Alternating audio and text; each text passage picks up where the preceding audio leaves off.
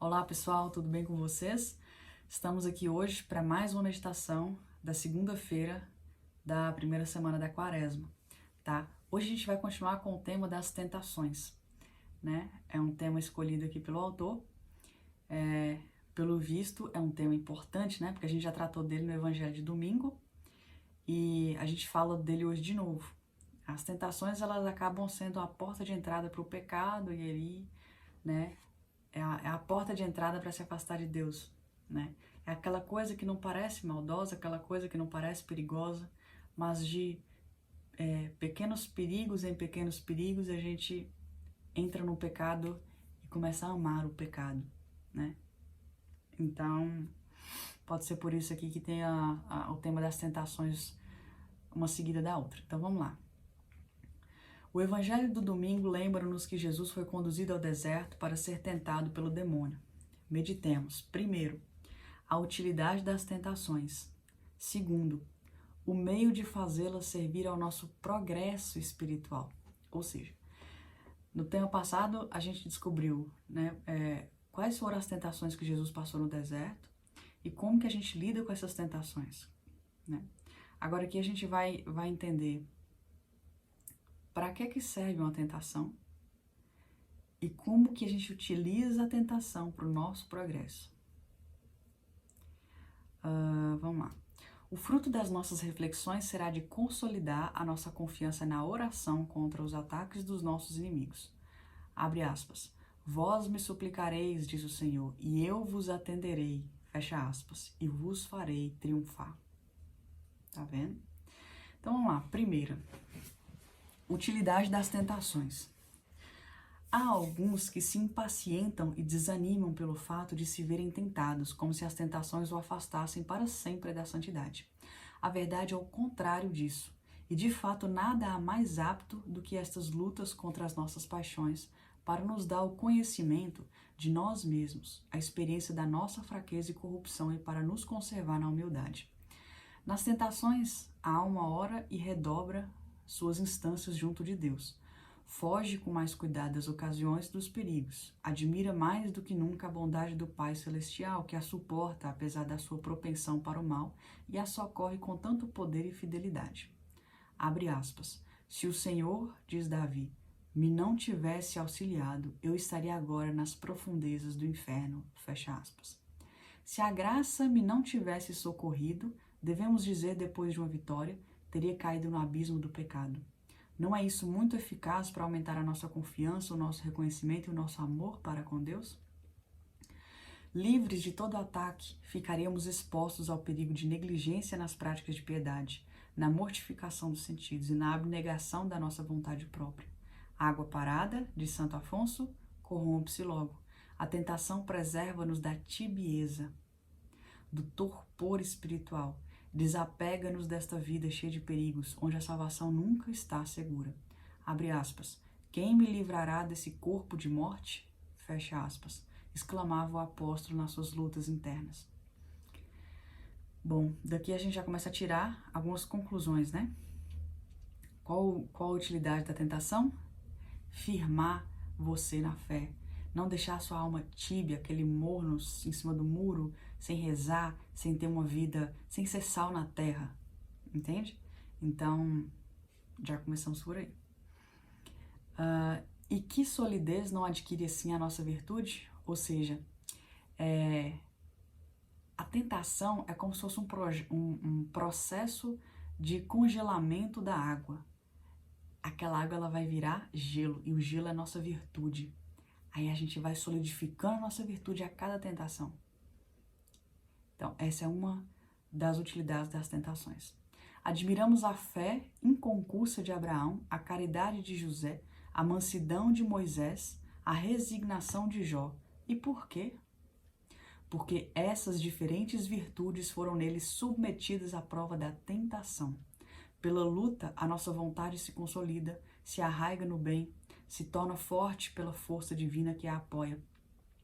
Cada vitória adquire-lhe um grau a mais da graça santificante e da virtude contrária à tentação. É assim que se forma em nós a esperança firme, a obediência generosa, tá vendo? É assim que se forma em nós a obediência generosa, a esperança firme, a paciência invencível, o devotamento sem reserva. Acumulam-se os nossos merecimentos durante anos de resistência aos ataques do mundo, do inferno e das paixões. Abre aspas. Feliz o homem, exclama o Espírito Santo, que foi provado e tentado. Após as provações, receberá a coroa da vida que o Senhor promete aos que o amam. Fecha aspas. Meu Deus, inspirai-me a resolução sincera de tirar proveito das tentações para me tornar mais humilde, mais fervoroso, mais firme e mais constante em vosso serviço. Olha que maravilha, né? Chega a ser bonito, né? Tudo, para todo um mal permitido, existe um grande proveito por trás, né? Se a gente é uma criatura fragilizada, imagina se a gente não tivesse que nos esforçar para a gente ser melhor, para a gente buscar a Deus. Se a gente não tivesse as tentações, as dificuldades e as coisas ruins que acontecem na nossa vida, a gente não teria o porquê melhorar, o porquê buscar a Deus, o porquê pedir as graças de Deus, porque já estaria tudo estável e estabilizado, né? Então vamos para o segundo tópico, os meios de tirar proveito das tentações. Abre aspas. Ninguém será coroado, diz o apóstolo, se não tiver combatido legitimamente. Fecha aspas. Bom, aqui ele vai falar o seguinte. Quais são essas regras que é necessário para se merecer a coroa? A primeira é de não perder a resignação nem a paz. Nunca haverá pecado mortal quando a nossa vontade racional não tiver dado pleno consentimento em matéria grave e após inteira deliberação. Isso a gente já sabe, né? Ora, permanecendo livre à nossa vontade, nenhuma tentação, por maior e mais violenta que seja, nos poderá forçar a consentir nela. Com outras palavras, o pecado não poderá manchar a nossa alma se não o quisermos expressamente. Por quê? Para a gente cometer pecado, a gente tem que deliberar, consentir, estar ciente de que aquilo ali é um pecado e fazer assim mesmo. Certo? Por que então agitar-nos, perturbar-nos e perder a coragem vendo-nos tentados? O Senhor só permite esses combates para aumentar a nossa virtude. Resignemo-nos, pois, a lutar com os nossos mais escarnecidos inimigos.